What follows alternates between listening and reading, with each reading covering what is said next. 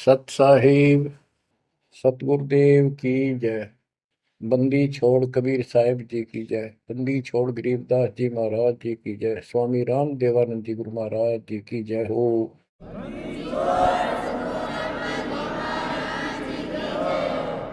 सर्व संतों की जय, सर्व भक्तों की जय, धर्मी पुरुषों की जय। श्री काशी धाम की जय, श्री सुडानी धाम की जय, श्री क्रोथा धाम की जय, श्री बरवाड़ा धाम की जय। सत साहिब ग्रीब नमो नमो सत पुरुष को नमस्कार गो की नहीं। सुर नर मुनि जन साधु संतों सर्वस दीन। सतगुरु साहिब संत सब दंडोतम प्रणाम। आगे पीछे मत हुए तिनको जा कुर्बान। बच्चों, धन्य है आपके माता पिता जिससे जन्म हुआ। धन्य है आपके पिछले जन्मों की भक्ति और संयम। उसी के परिणाम स्वरूप आज आप परमात्मा की शरण में आए हो। लख वर्षूरा जूझ ही लख वर्षा लख वर्ती जहान में तो सतगुरु से मांगे। भावार्थ है कि आप इतने अच्छे धर्म कर्म वाले व्यक्ति रहे हो, लेकिन मोक्ष नहीं मिला। मोक्ष न मिलने का कारण परमात्मा पे अविश्वास रहा। जिस भी धर्म में जब जाति के अंदर हम जन्मे, हम उन्हीं क्रियाओं को उत्तम मानते रहे।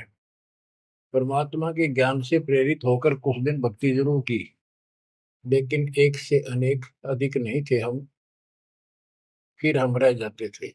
लेकिन ये परमात्मा हमारे पिता हैं कबीर साहब, हमारे सच्चे साक्षी हैं, हमारे एकमात्र हितैषी हैं इन काल के 21 ब्रह्मांड रूपी नरक में। बच्चों, आज कबीर साहब कहते हैं झूठे सुख को सुख है ये मान रहा मनमोद, ये सकल कभी ना काल का कुछ मुख में कुछ क्रोध। हम इस झूठे सुख को सुख मान रहे हैं। थोड़ा सा धन हो गया, कार कोठी होगी, बेटा बेटी होगी, और फिर सारा दिन बकवादों से अतिरिक्त कुछ नहीं सूझता। धन जोड़ लो, हेरा फेरी कर लो, और अधिक पैसा हो जाता है, राजनीति में आ जाओ, यानी मई माँ की भूख बनी रहती है। और ये हमारे जन्म मरण का मुख्य कारण है। जैसे आप धर्मदास जी के प्रसंग में सुन रहे हो, कितनी तड़प थी, कितना धन था, लेकिन कुछ भी बन ले, राजा बन ले, महाराजा बन ले, सेठ बन ले, और कई गरीब निर्धन बन।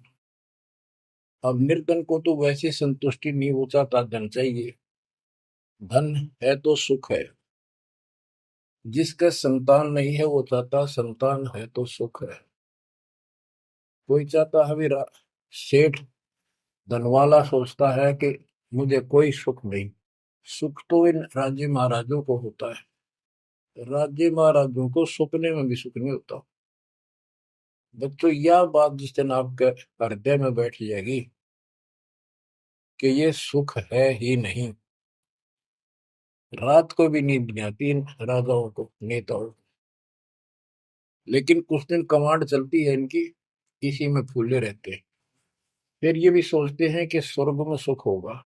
स्वर्ग के राजा इंद्र, वो भी महादुखी, 24 घंटे टेंशन रहती है कोई तप करके और तेरे इस राज ने छीन ना ले। स्वर्ग का राजा नीचे यज्ञ करके या तप करके बनता है, और उसमें एक शर्त होती है कि तेरे शासन के दौरान, तेरे शासन काल में यदि कोई पृथ्वी पे ऐसा तप कर लेगा जो खंड ना हो, कुछ समय निर्धारित है, और 100 अश्वमेध यज्ञ निर्बाध कर गया, तो तेरी पदवी को छीन लिया जाएगा, उसको ये पद दिया जाएगा। तो बच्चों, उस राज को बनाए रखने के लिए इंद्र कति हद भी पार कर देता है, अति कर देता है। इज्जत बेइज्जती का सवाल भी नहीं रहता। एक प्रसंग आता है, मार्कंडे गोसाई तपस्या कर रहे थे बंगाल की खाड़ी में। इंद्र को पता चला कि एक साधक मार्कंडे बहुत जबरदस्त तप कर रहा है और कुछ दिनों में उसका तप संपूर्ण होने वाला है। और तेरी गद्दी जाएगी। उसने अपने देवता गुप्त रूप में गुप्तचर छोड़े होते हैं। इंद्र ने अपनी पत्नी भेजी उसका धर्म खंड करने के लिए। कति अंत हो जाता है आदमी जब अपनी पत्नी को पर पुरुष के पास भेजता है, यहाँ कति गिरावट की अंत आ जाता है। इतना जलील होना पड़ता है इस राज्य को बनाए रखने में, और वो भी हार जाती है। फिर इंद्र जाता है। ये लंबी कथा है, फिर कभी बताएंगे। मार्कंडे ऋषि इंद्र की पदवी को टारगेट करके तप नहीं कर रहा था। ये ऋषि क्या करते रहते हैं, ओम नाम का जाप करते हैं और तप, ये दोनों करते हैं। तप तो इन्होंने ब्रह्मा जी से लिया। ब्रह्मा जी कमल के फूल पर बैठे थे। जब वो होश में आए, कमल जल पे होता कमल का फूल, सब जगह जल ही जल था। आकाशवाणी हुई कि तप करो। यह आकाशवाणी उसने भगवान की मानी। 1000 वर्ष तप किया। फिर आकाशवाणी हुई सृष्टि रचो, यानी जीव उत्पत्ति करो। तो कहने का भाव ये है बच्चों, फिर बाद में इनको वेद मिले, ब्रह्मा ने वेद पढ़े। ये सारे ब्राह्मण ब्रह्मा की संतान है। इनका सबका गुरु ब्रह्मा जी है। ब्रह्मा जी ने इनको बताया ओम नाम का जाप वेद में लिखा है। बच्चों, ब्रह्मा जी ने वेदों को पढ़ा। उसमें यजुर्वेद अध्याय 40 मंत्र 15 में ओम नाम है। चारों वेदों में कहीं और दूसरा नाम नहीं, ना दोबारा ओम नाम का जिक्र है। तो इन्होंने ओम नाम तो वेदों से ले लिया और तब आकाशवाणी मान ली भगवान की ब्रह्मा जी ने। तो उसी ऋषियों ने उसी आधार पर साधना की। मार्कंडे भी वही डले ढो रहा था। उसको इतना जरूर पता था कि इंद्र का राज एक अन्य गानी ओम के जाप से ब्रह्मलोक प्राप्ति होती है। तो वो ओम नाम का जाप करता था, उधर से वो तप भी करता था। ओम नाम के जाप से ब्रह्म लोक प्राप्त होता है। गीता अध्याय 8 श्लोक 13 में गीता बोलने वाला प्रभु कहता है, ओम इति एक अक्षरम ब्रह्म विवहारं माम अनुसमरण ये पर्याति पदम देहम स याति परमाम गतिम। मुझ ब्रह्म का केवल एक ओम नाम है।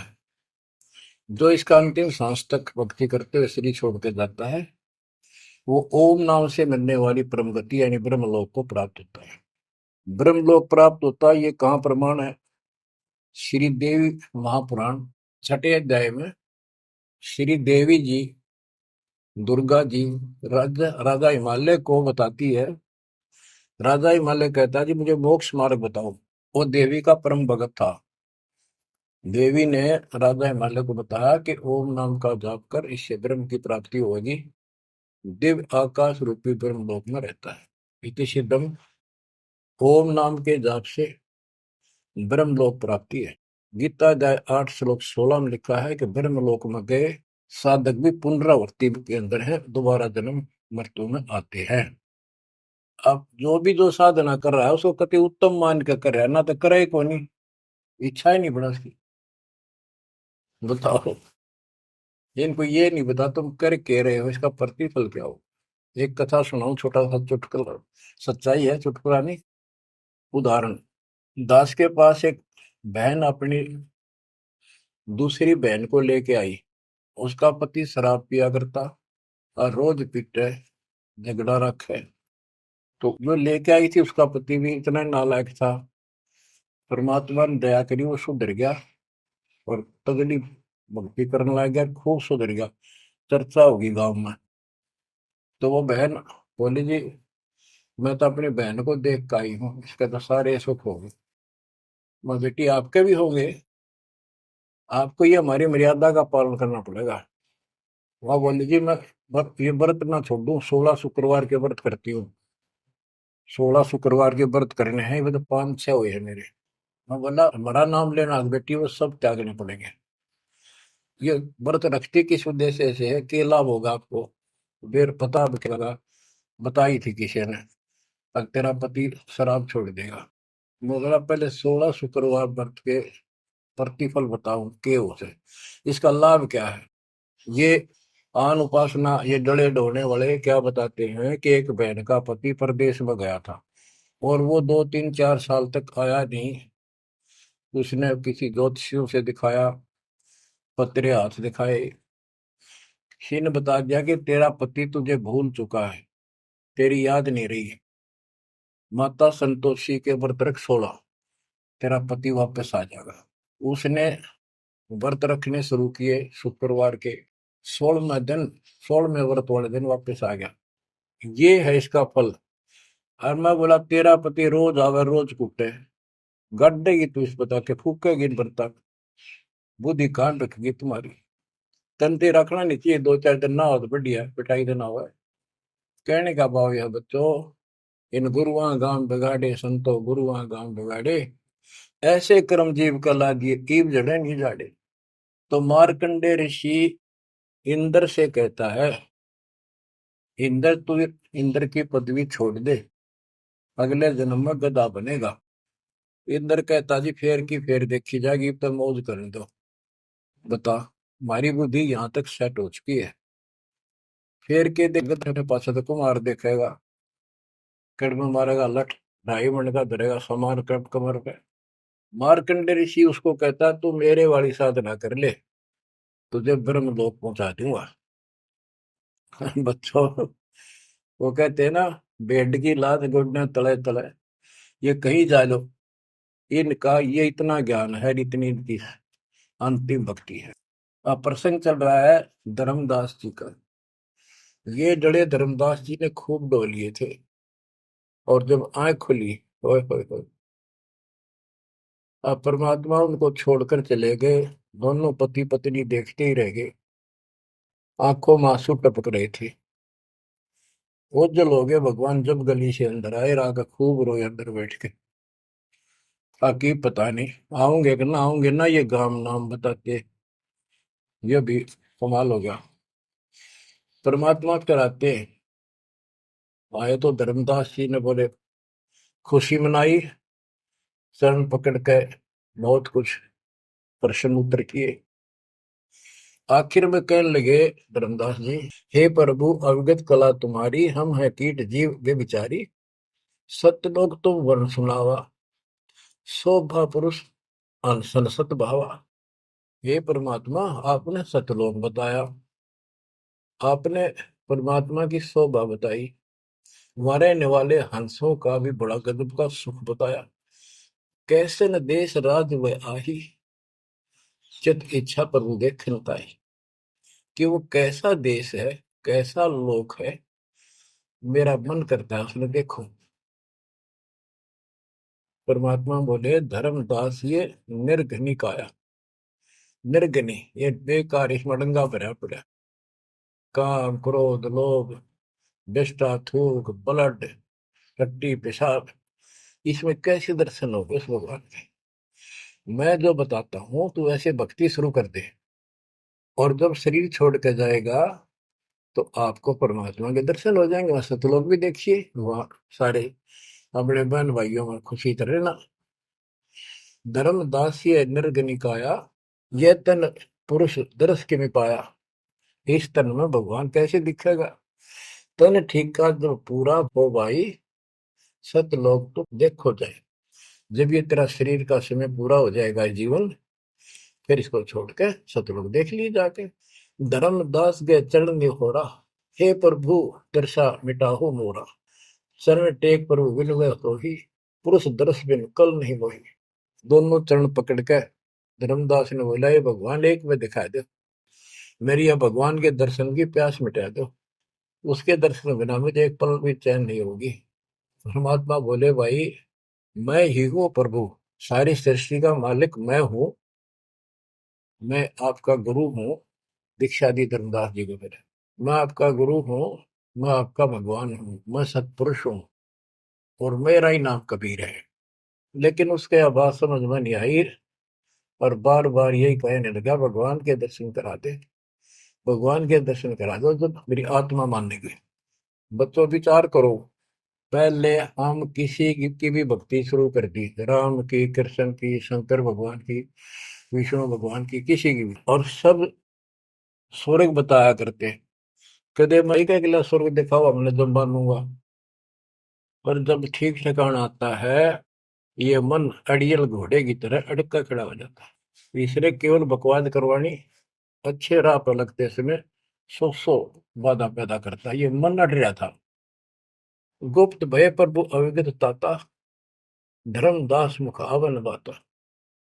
जब इतनी जिद करी परमात्मा अंतर ध्यान हो गया और धर्मदास वो खोले रह गया, ना हाँ करे ना बोले, या के बनी क्या कहने लगा, मैं मतिहीन कोमती मोहि लागा, मोहि सम कौन है जग में भागा, मैं मूर्ख प्रतीत न कीना, अस साहिब के मैं नहीं चीने। अब कौन विधि दर्शन पाऊं, दर्शन बिना मैं प्राण गवाऊं, चरणोदक बिन करुण अग्रासा, तदो शरीर कह धर्मदासा। अब क्या कहता है, मैं बड़ा निकम्मा, मैं दुष्ट आत्मा, मतिहीन, कितना मुंह ला लिया भगवान ने मेरे को, और देख मैं कितनी इज्जत कर गया, मेरे जैसा निर्भाग धरती पर नहीं। मैं मूर्ख, मैंने भगवान पर विश्वास नहीं किया, फिर वो बुरी तरह। इस मन की यह गंदी आदत है। अब कौन विधि दर्शन पाऊं, दर्शन बिना मैं प्राण गवाऊं, चरणों तक बिन करो न ग्रासा। जब लगूं के चरण धोकर नहीं पी लूंगा मैं, अन्न नहीं खाऊं, तदो शरीर कह धर्मदास, नहीं तो मरूंगा।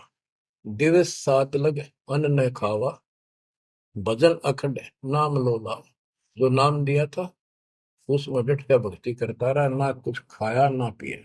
सातवें दिन पर वो प्रगट दिखाए, धर्मदास पद गए उपलाए। सातवें दिन परमात्मा आए, धर्मदास ने पैर तरफते हुए पड़े पड़े ने पैर पकड़ लिए, दृढ़ श्वासा निपट अधीरा, पड़े चरणन में अक्षीण शरीरा। शरीर बहुत कमजोर हो गया था, धरती में पड़े पड़े न सरक के मालिक के चरण पकड़ लिए। कर गए साहेब तही उठावा, शीश हाथ दे अंक मिला। परमात्मा ने उसके अपने हाथ का सहारा देकर उसको खड़ा किया और फिर अपने सीने से लगाया। धर्मदास चरणोदक लीना, चरण पखार आचमन कीना। धर्मदास ने फिर उठ के जल लाया, परमात्मा के चरण धो के पिए। परमात्मा बोले, हे धर्मदास, प्रसाद कुछ पाओ, कुछ खा लो, कर प्रसाद तो मुंह पे आओ, मेरे पास आओ फिर तो, और फिर मैं तुझे सारा ज्ञान बताऊंगा। तो धर्मदास ने जल्दी जल्दी कुछ खाया। उसका ये टेंशन थी कि चले ना जा। थोड़ा बहुत खाया, पानी पीकर पटदे से आगे बैठ गया। धर्मदास का शरनाई सुन प्रभु अगर अपार, 7 दिवस कहाँ रहे, कौन देश पगडार। तो परमात्मा से पूछने लगा है, भगवान आप कहाँ रहे, कैसे कैसे रहे, कहाँ गए। फिर उसी बात पर आकर गया, हे प्रभु चिंता गण करो मोरा, पुरुष दर्श देव करो ने हो रहा। हे प्रभु चिंता गण गौ मोरा, पुरुष दर्श दिखाओ करूं ने हो रहा। मैं हाथ जोड़ूं, आपके नहोरे निकालूं, मुझे भगवान के दर्शन दिखा दे। परमात्मा कहते धर्मदास ये हट का कर हो, मानो शब्द शीश पर धर हो। मैं तो कहूँ वो मान ले तू। हमरे गहे पुरुष पे जय है, बिना गहे वो जान न पे। अब मेरे नाम को तो ठीक से जप, मैं मिल गया, गुरु के बिना उस भगवान की प्राप्ति नहीं हो सकती। हमसो पुरुष ऐसा आही, जल तरंग जल अंतर नाही। कि भगवान मेरे में इतना अंतर समझ ले, तो इतना भी अंतर नहीं है। जैसे समुद्र से लहरें उठती है, लहर और जल अलग नहीं होता। बच्चों, धर्मदास जी को खूब समझाने की चेष्टा की कि हमरी सूरत गहो चितलाई, तभी पुरुष पतन, मेरे को भगवान रूप समझो, तब मालिक की प्राप्ति होगी। शेष हृदय प्रतीत अस आने, गुरु और पुरुष भिन्न नहीं जाने। गुरु और परमात्मा को अलग नहीं समझा है, तो शिष्य में ऐसी श्रद्धा होनी चाहिए। जब लो चित असरीति ने आवे, जब लग ऐसा भाव नहीं होगा, तब लग जीव लोक नहीं सतावे। धर्मदास चित बहु सकाने, चरण टेक वो विनती ठाने। सारा कुछ कह लिया भगवान ने, पर उसने अपनी बात को ऊपर रखा। परमात्मा भी चाहते थे कि मैं एक अपना आई विटनेस तैयार करूं। हे प्रभु सत कहो तो पाही, तुम ते कुछ तुस्ताई नहीं। मोरे तुम पुरुष हो स्वामी, यम त छुड़ाओ अंतर्यामी। हो प्रभु, वर्णव लोक की शोभा, ताते आदि मोर मन लोभा।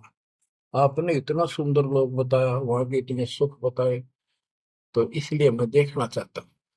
तब लीला बहुत हम देखा, आपके चमत्कार मैंने बहुत देख लिए। पुरुष दर्श बिन रह ये रेखा, भगवान के दर्शन नहीं कर लूंगा इतना मेरे मन का दोष निकले नहीं। जो किंकर पर हो दयाला, तो छिन में होएगा पुरसाला। कि मेरे दिल का कांटा जब निकलेगा, जब आप यह दया कर दोगे। तब परमात्मा ने कहा, धर्मदास ठीक है, चलो। बच्चों, उस समय परमात्मा कबीर जी और धर्मदास अकेले उसके एक बगीची सी थी, उसमें थे, दोनों ही जने थे। धर्मदास जी की आत्मा को लेके परमात्मा ऊपर चले गए। पीछे से लोगों ने देखा, घर वालों ने जाके देखा, धर्मदास आया नहीं, क्या हो गया। वो बेहोश पड़ा, जैसे कोमा में होता है, मरा नहीं। 3 दिन तक ऐसा रहा। मालिक को ऊपर लेके गया। धर्मनी जो ऐसो चितकी ना, तन तद चल लोक प्रवीणा। छोड़ इस शरीर को, चल मेरे साथ। राखो तन गौण ले हंसा, ता पहुंचे जा काल ही संसा। क्षण एक में पहुंचे जाई, अवगत लीला लखे को पाई। शोभा लोक देख सुख माना, उदित असंख्य शशि और भाना। इतना प्रकाश उस लोक का, जैसे असंख्य सूर्य और चांद उदय हो गए हों। परमात्मा कबीर जी जिंदा बाबा के रूप में थे।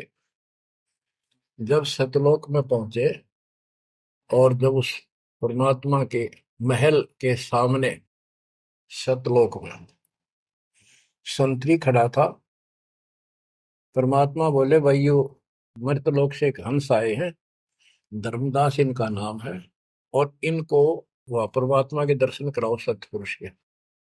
द्वारपाल ने एक और भगत को बुलाया और कहा, इनको सतपुरुष के दर्शन करा के लाओ, महल में ले जाओ, दरबार में। जब वो लेके चला धर्मदास जी को, बहुत से भगत और आगे हंस हंसनी, यानी जैसे यहाँ भगत कहते हैं वहाँ हंस कहते हैं, भगतमती कहते हैं, वहाँ हंसनी कहते हैं। हंस का अर्थ है, हंस एक पक्षी है जो बुगले जैसा होता है, कति सेम टू सेम। लेकिन उसका गुण ये होता है, वो मांस मच्छी नहीं खाता, भूखा मर जाएगा, केवल मोती खाता है।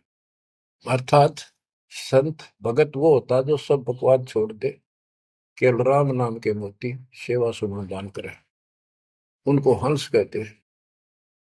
तो काफी हंस इकट्ठे होकर आगे भगत और हंसनी भगतमती। बच्चों, जैसे दास बताता रहता है, जो बच्चे स्कूल में सुख लेना चाहते हैं और वहां बकवादों में लगे रहते हैं, वो सदा दुखी होते हैं। अपनी पढ़ाई पूरी करके बढ़िया नौकरी मिल जाए, फिर नाचो गाओ, वहां सुख लो सारा। नाचने गाने का मतलब यहाँ पृथ्वी लोक पर रहना नहीं। भाव ये है कि जब आप सतलोक चले जाओ तो वहां मौज करियो सारी। यहाँ का नाचना और कित का गाना, एक पलक में पता नहीं क्या हो जाए। तो जैसे सतलोक में दूसरे धर्म वाले कई कहते हैं, जो सतलोक की महिमा बताते हैं, कि सतलोक में प्रकाश ही प्रकाश है, वहां और कुछ है ही नहीं। वो आत्मा उसमें ऐसे मिल जाती है जैसे बूंद समुद्र में। ये पूरा राधा स्वामी पंथ, सच्चा सौदा वाले, सरसा वाले, गुरुदेव वाले, और भी सब इस यह रटला रहे, वहां कुछ नहीं है। और आंखों देखा धर्मदास क्या बताता है, वाणी पढ़ता हूँ, ये वैसे लिखी हुई है पुराने समय की, शुद्ध नहीं है इतनी, लेकिन अर्थ गजब का है इसका। कहते हैं, जित देखा जगमग झलका ही, देखत हर्षित भय ही भाई। धर्मदास ने जहां देखा, इतनी सुंदरता प्रकाश में गजब का नूर चमक, देख देख खुश हो रहा है। द्वारपाल हंस जो रहिया, ता में एक हंस से कहिया, ए हंस, तुम जाओ लेवाई, पुरुष दर्श दे आनो भाई। इसको धर्मदास को ले जाओ, परमात्मा के दर्शन करा के वापस यहीं ले आना। चले लिवाए पुरुष तो पैजा, हाँ अचानक हंस वो आए तब ही, वहां बहुत से अचानक और हंस आगे वक्त। करत कोलाहल मंगल चारा, शोभा अद्भुत अंग अपारा। ओहो, उनके जो वहां पर भगत आए और भगतनी आई, इतने गजब के सुंदर शरीर देखते ही बने। उनके गले में रत्नों की माला और जगमग दे, बहुत गजब का, बहुत सुंदर कपड़े पहन रखे, अमर चीर शोभा धर्माए। अनसन भाल शोभा के वर्णो।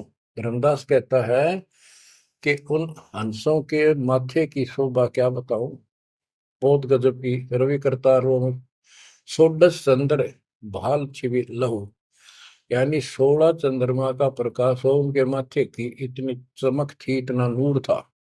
हंस कांति प्रतिरोम प्रकाशा, हीरा मणि उदित रोमासा। उनके शरीर की इतनी गजब की शोभा थी, प्रत्येक की रोम रोम की जैसे हीर और मोती चमक रहे हो। उनके शरीर का प्रकाश षोडश रवि, अनसन छवि मोहा, देह प्राण शुभ अमृत शोभा। उनके शरीर की शोभा 16 सूर्यों के प्रकाश जितनी थी। अब वहां भगवान के दरबार में पहुंच जाते हैं वो लेकर के, सिंहासन से भी देखत मनमोहा। ओहो, सुरती हंस अग्रानी अगाने, सत्य पुरुष सकल देखत अरसाने। वहां लेकर गए नाचते गाते हुए। जब उसने भगवान को देखा, धर्मदास जी ने, इतना गजब का प्रकाश, एक रोम शरीर के बाल की चमक, करोड़ सूर्य करोड़ चांद मिला दे। एक रोम रवि शशि कोटि सा, एक रोम की शोभा करोड़ सूर्य और चंद्रमा जैसी। पुरुष प्रकाश सतलोक अंजोरा, ताने पहुंचे निरंजन चौरा। के उस सतलोक का इतना सुंदर प्रकाश है, वहां ऐसी व्यवस्था है कि वहां ये काल निरंजन, ये चोर नहीं जा सकता, यानी इसका वहां भय नहीं है। आप सुनो, 4-5 पंक्तियों में कमाल कर दिया। पुरुष कबीर देखा एक भाई, धर्मदास पुन रहे लज्जाई। वहां पर परमात्मा, तो सतलोक का मालिक, असंग ब्रह्मांड के तख्त पर सिंहासन पर विराजमान था, वो वही सूरत थी उनके साथ धरती से नीचे से आया था। ओहो, देखो, ये तो लिखा कबीर सागर में, ये वो सुना रहा हूँ। और वास्तविकता आपको बताई कि परमात्मा स्वयं उसको साथ लेकर गए और वो चौर करने लगे उसके ऊपर। हमने इसका रस निकालना, सारा रस निकालना है। कबीर सागर का बहुत अड़ंगा कर रखा है इन्होंने, फिर भी हमने निष्कर्ष देखना है। जब धर्मदास जी ने देखा कि ये कबीर इनका सेवक है और ये है भगवान, उसमें रूप दो थे।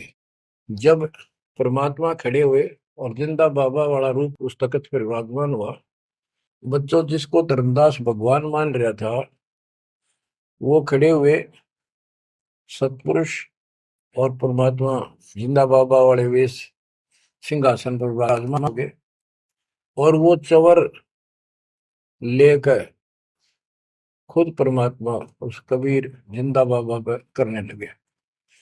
धर्मदास का आश्चर्य का ठिकाना नहीं कि अभी भगवान यो है कि ये है। इतने में वो जिंदा बाबा में समा गए, जिसको वो सतपुरुष दिखाई दे रहे थे। और वो शोभा जो कि तू जिंदा बाबा वाले शरीर की होगी। अब कहते पुरुष कबीर देखा एक भाई, धर्मदास बहुत ही लज्जाई। वह मुझे प्रतीत नहीं आई, हे परमात्मा कैसी कुमुख हिम्मत छाई। धर्मदास कहता हुआ मुझे विश्वास नहीं हुआ, ये महाराज कह रहे थे भगवान, मैं परमात्मा हूँ, मैं सारी सृष्टि का रचने वाला हूँ, मेरा नाम कबीर है, असंग ब्रह्मांड का स्वामी हूँ। अब धर्मदास जी कहते हैं भगवान कबीर पुरुष एक यहाँ छिपाए, सत्य पुरुष जगदास कहा है। धाये चरण गौ अति सकुचाई, हे प्रभु हम परिचय तब पाई। हे परमात्मा, अब आपको मैंने पहचान लिया। यह शोभा कस वहां छिपाओ और कस नहीं जग में प्रगट दिखावा। आपने ये शोभा वहां क्यों छुपा रखी है, वहां क्यों नहीं दिखाते, इसलिए लाखों ये अपनी असलियत को, आपके वास्तविक शरीर की शोभा को परमात्मा बोले धर्मनी जो वही छवि जग जाऊं तो ही विकल निरंजन राव, यदि मैं इस शोभा युक्त नीचे जाऊं तो काल निरंजन पागल हो जाए। और मैंने उसको वचन दे रखा है कि मैं अपना ज्ञान समझा के जीव को लाऊंगा। और वैसे बच्चों, परमात्मा आज हमने ले जा, हम टिक नहीं सकते वहां पर, भूल जाओ इन बातों में। ये तो कहन सुन कहन की बातें हैं। उदाहरण देता हूँ, कबीर साहब कहते हैं हम मोहम्मद को वहां ले गए, इच्छा रूपी सतलोक नहीं रहे हो, उल्ट मोहम्मद महल पठाया, गुद बीरज कलमा दे। यानी हम हजरत मोहम्मद जी को ऊपर लेके गए थे कि ये समझ गया तो इन सब जो इसने लाखों तैयार कर रखे सबको बता देगा। लेकिन नीचे प्रभुता घनी हो गई थी, संगत उबत खूब हो गई थी इसकी, और उसके ऊपर प्रभुता पाके भूल गया भगवान को, नहीं इच्छा हुई तो वापस छोड़ दी। कुछ दिन पाछे आप भी मर गया और वहां प्रभुता भी रहेगी। काल का इतना अजब गजब जाल है बच्चों। तो धर्मदास जी से बोले कि आप नीचे जाओ। धर्मदास जी बोले भगवान ये वहां ना भेजो, यही रख लो मेरे दाता, और इस नरक में मत भेजो। अब मैं नहीं जाऊं दाता वहां पर। परमात्मा बोले भी ऐसे नहीं बात सुनेगी, वहां तुम जा, चिंता ना कर, मैं तेरे साथ रहूंगा और सत भक्ति दूंगा, उससे आपकी भक्ति गजब की बन जाएगी और भक्ति युक्त होकर यहाँ आएगा, वैसे से यहाँ ठिकाना नहीं मिलेगा तेरे। और दूसरी बात है कि तूने सब कुछ देखा है, नीचे औरों को बता, तेरे भाई बहनों को विश्वास होगा। धर्मदास कहता है मोहे राख लियो महाराज, हमसे बिगड़ी है मोहे राख लियो महाराज, हमसे बिगड़ी है, बिगड़ी है महाराज हमसे, बिगड़ी है महाराज हमसे, बिगड़ी है हमें नांगा लो महाराज, काल की नगरी है तुम्हें ना भेजो महाराज, काल की नगरी है। रो बुरी तरह, जैसे किसी ने आग में धकाया करे जबरदस्ती मर तो नौकर राख लो महाराज, हम गंदे इंसान से। अब पता चला उन सारे भक्तों ने बताया तुमने ऐसी गलती करी थी भाई, इसलिए दुख पा रही कि हमने खुद बिगाड़ी अपनी किस्मत, तुम रख लो दाता, ना वे जो मेरे मालिक, पैर पकड़ा रोवे। परमात्मा बोले भाई ऐसा ना कर, वापस चल और वहां पर मैं तेरे साथ रहूंगा, भक्ति कर, कोई दिक्कत नहीं आने दूंगा मैं तेरे को, चिंता ना करी, तेरे पीछे पीछे न फिरूंगा मैं। और ये सारे ठाठ मैंने दे रखे थे तेरे को वहां पर, ना काल तो सारा कचू मन निकाल दे 1 मिनट में। धर्मदास को फिर हौसला हुआ और तीसरे दिन शरीर में वापस आया। आसपास सारे रिश्तेदार भी आ गए 3 दिन में। सारा गांव क्यों सेठ था, पैसे वाला था, लोग सुगरदे बैठे, ना मरता ना जिंदा, इसका क्या हाल हो गया। परमात्मा ने बताया मैं काशी में हूँ, एक दुल्हे का काम करता हूँ, मेरा नाम कबीर है, मेरा गुरु रामानंद जी है, स्वामी रामानंद, जो वहां के प्रसिद्ध संत हुआ करते थे। धर्मदास जी सचेत हुए, उठे तो देखा चारों तरफ हाहाकार मच रहा है, वो जिंदा हो गए तो एकदम खुशी की लहर आ गई। आमने भी रोए, तो वो कहने लगा क्या हो गया तुमको। तो बोले आप तो मर गए थे, ना मरो थे ना जियो थे, अचेत पड़े थे, बेहोश थे, हमको टेंशन हो गई थी कि मरेंगे। तब उसको विश्वास हुआ, नहीं तो स्वप्न मानना वो, ये मन इतना दुष्ट है, इतना उल्टा चल रहा है, जब ठीक ठिकाने की तरफ चलता है जीव, परमात्मा कसर नहीं छोड़ते, ये उसका बाप है। तो तब धर्मदास को विश्वास हुआ, रे तेरे की सचमुच में तो सचखंड गया, सतलोक गया था।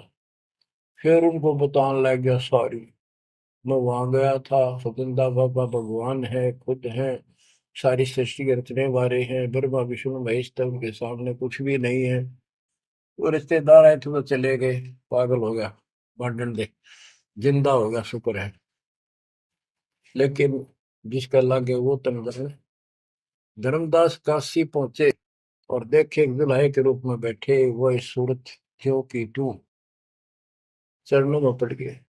आसपास के कॉलोनी के लोग आगे बुलाए, बताओ पूछे कौन है ये? धर्म सेठ है, ऐसे ऐसे काशी का प्रसिद्ध सेठ है, नवा का बांधवगढ़ का। और सब नौके देख किसी पागल हो रहे लोग इस नीरू के पुत्र को भगवान मानते हैं, इनकी अकल पर पत्थर पड़ी। यानी जुलाहे भी ये बात बोले, जो देखा वो यही कहे। धर्मदास जी ने चरण पकड़ के छोड़े नहीं, परमात्मा गलती बहुत होगी, हे दयालु माफ करो। जब परमेश्वर ने उसको कहा, बच्चा तेरा दोष नहीं, इस काल ने सबकी बुद्धि फेर रखी, और जो भी ये सारा संसार आपको दिखाई देता है ये कुछ भी नहीं है। एक सेकंड में मृत्यु हो जाती है इंसान की, और फिर कुत्ते गधे बना के छोड़ देता है। इसने तो सच्ची भक्ति करने नहीं देनी, या सच्ची भक्ति या जैसी भी आस्था मैं ही जीवों की बनाए रखे हुए हूँ। उस टाइम तो धर्मदास जी सारी मान्य था, वो बात ही नहीं रही। अब परमात्मा बोले, धर्मदास आप अपने घर जाओ, और बच्चा मैं वही आऊंगा तुम्हारे पास। धर्मदास बोला, जी आइयो, मेरा बेटे ने भी समझाइयो, और आमनी ने भी सतनाम दियो, बेटा भाई मैं आऊंगा पक्का। धर्मदास से ले गए परमात्मा वहां, आमनी को नाम दिया। और धर्मदास जी बोले, जी मेरा एक पुत्र है नारायण दास, उसको भी समझाओ। धर्मदास जी ने नारायण दास बुलाया, क्या आजा भाई, गुरु जी आई, भगवान आ रहे हैं। बैठ गया। परमात्मा ने जो ज्ञान सुनाया उठ के चल पड़ा। फिर बुलाए तभी नहीं आया। अगली बार भगवान ने खूब कह लिया, बुला लिया भाई, तेरे बेटे ने नाम दे दूंगा। धर्मदास गया, बेटा आजा, नारायण दास कल्याण हो जाएगा। काल के जाल में फंस गई। वो कहता, पिताजी आपकी मति मारेगी, इस जुलाए ने आपको बुद्धि भ्रष्ट कर दिया।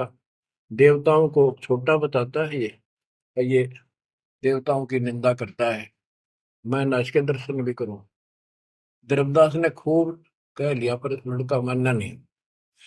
धर्मदास जी रोने लग गया महाराज के चरणों में। दाता एक का पुत्र मेरा हरिकाल के मुंह में जागा, दया करो दाता, इसको शरण में ले लो दाता। हे भगवान मैं बहुत दुखी हूँ। परमात्मा बोले, बेटा मैं समझाऊं तू समझावे, और इसकी माँ समझावे, कि तुम्हारे से ज्यादा इसका हमदर्द कौन हो सकता है। जब ये आपकी नहीं मानता तो भाई इसको छोड़ दो। हे महाराज इन्हों के छेड़ा जाता है, हे महाराज समझाओ इसने। परमात्मा बोले, भाई यो काल का दूत भेज रखा तेरे घर पे, तेरे कति चौगर ते तो बांध रखा तू, यह बात मान ले मेरी। अब काल का दूत का धर्मदास का दुख हुआ इस बात का। आए इकलौते पुत्र ने भगोरू जी काल का दूत क्यों बता रहे हैं। परमात्मा बोले कि तेरा बेटा कहां पर है, उसको एक बार ले आया यहाँ पर। धर्मदास बोले, बेटा चल, तो कुछ ना सुनिए, बैठ जाओ बस। वो आ गया। परमात्मा ने उसकी तरफ ऐसे आशीर्वाद वाला हाथ किया, और धर्मदास से बोला, देख ये है तेरी बॉडी के अंदर, इस शरीर के अंदर यू काल बैठा।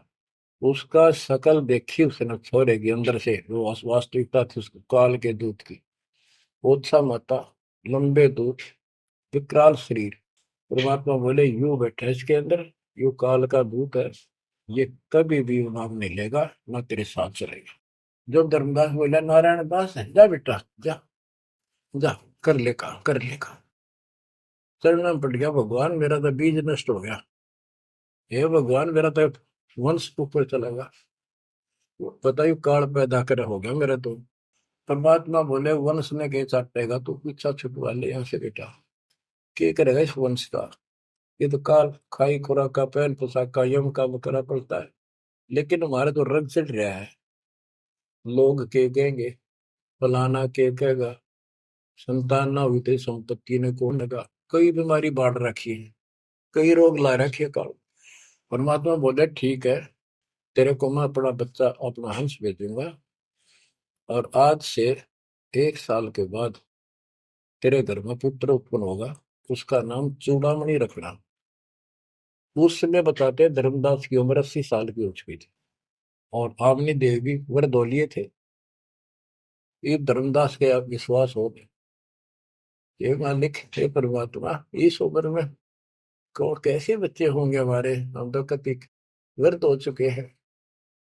तब दाता ने कहा, देख उधर देख, तेरे आंगन में एक छोटा सा बच्चा ऊपर से आया, आंगन में हाथ पैर मारे नो, एक पत्ते के ऊपर लेट गया आके, साथा आया वो पत्ता उसको, ये तेरे घर में 1 साल के बाद आ लेगा। इतने बहुत ध्यान हो गया। कुछ विश्वास कुछ अविश्वास, परमात्मा की दया हुई, आमनी को गर्भ रहा, 9वें महीने 10वें दिन बच्चा हो गया, नाम चूड़ामणि रखा। और तू कुल की चिंता करता था, तेरा 42 पीढ़ी तक तेरा वंश चलेगा, चिंता ना कर। जब उसका दिल लट्टा, बच्चों गजब की बात है, तो मैं धीरे धीरे इसको पूरी सुन ले हुए कथा को, आपके बहुत से अंधेरे हट जाएंगे। परमात्मा ने चूड़ामणि शाना हुआ, उसको दीक्षा दी, उसी को धर्मदास जी को भी गुरु पद दे दिया था। पर बोला तो किसी ने मंत्र ना दिया, ही सारा सार नाम तक दे दिया उसको, और कसम खवा दी कि ये नाम किसी को नहीं बताएगा। जब धर्मदास डिगमग देखे तो उसके लड़के को गुरु पद दे दिया चूड़ामणि को, केवल 5 नाम, ये 7 में से 5 बीच बीच के दिए, और बेटा इसी को तू आगे देता रहना, तेरे गुरु पद दे दिया।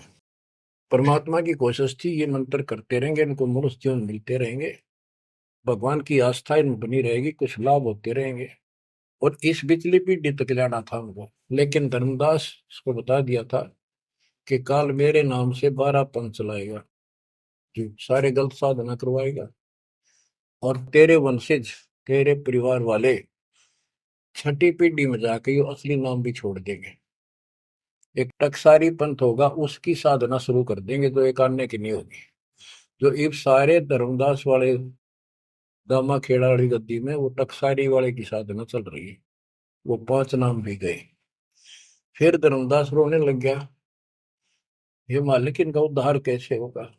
तो बोले, मैंने कुल दिया तेरा 42 वंश, तेरे उद्धार उसका होगा जो मैं भेजूंगा, एक संत भगत अपना दास, उससे तेरे पीढ़ी वाले नाम लेंगे या सारा संसार लेगा, सबकी मुक्ति हो जाएगी। बच्चों, परमात्मा की असीम रजा है, आप ये सत्यनारायण कथा सुन रहे हो और सुनते रहो।